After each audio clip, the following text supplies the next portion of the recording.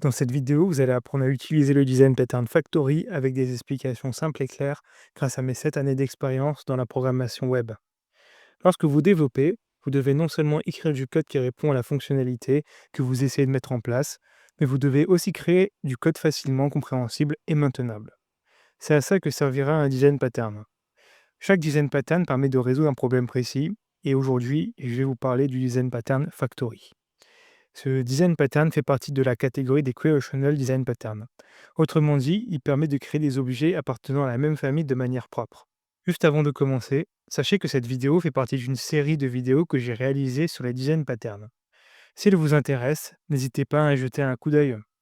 Cela étant dit, on peut commencer.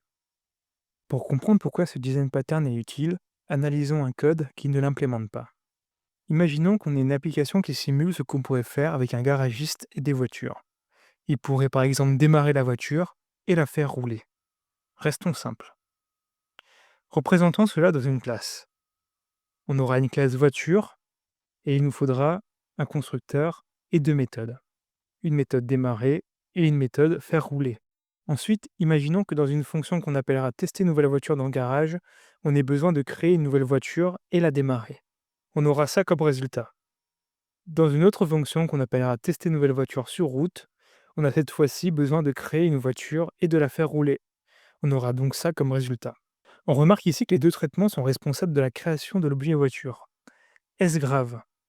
On dirait pas comme ça. Mais imaginons que l'application prenne de l'ampleur et qu'on veuille aussi gérer des motos et des camionnettes. Pour que ce code fonctionne, il faudra déjà rajouter deux nouvelles classes, une classe moto et une classe camionnette.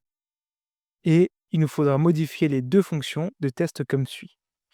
Ici, on voit qu'on a modifié le nom de la fonction pour qu'elle parle de véhicule et non plus uniquement de voiture. On a aussi un nouveau paramètre pour connaître le type de véhicule qu'on a. Et enfin, on a trois conditions. En fonction du type de véhicule, on va soit créer une voiture, soit une moto, soit une camionnette. On remarque un problème principal. Il y a de la duplication de code. Pourquoi? Car les deux fonctions ont pour responsabilité de créer le véhicule. Si un nouveau type est ajouté, on devra rajouter du code à deux endroits. Pour éviter la duplication, il faudrait que les deux fonctions ne soient pas responsables de la création de l'objet. Pour cela, on peut utiliser le Design Pattern Factory. Regardons cela plus concrètement. Mais juste avant de continuer, si cette vidéo vous apporte de la valeur, n'hésitez pas à lâcher un petit like, un commentaire et à vous abonner. Cela permet de mieux référencer la vidéo et la chaîne. Et cela m'encouragera à continuer à faire des vidéos sur les design patterns et sur comment coder proprement. Merci. Revenons à notre sujet. Pour implémenter le design pattern, il nous faut des classes de la même famille qu'on peut lier à la même interface. Dans notre projet, c'est le cas. On a une voiture, une camionnette et une moto qu'on peut lier à une interface qu'on appellera véhicule.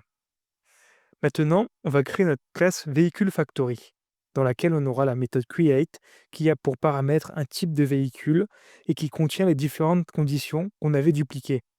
Voilà les résultats. Enfin, il nous suffit de modifier les deux fonctions, tester nouveau véhicule dans garage et tester nouveau véhicule sur route, comme suit.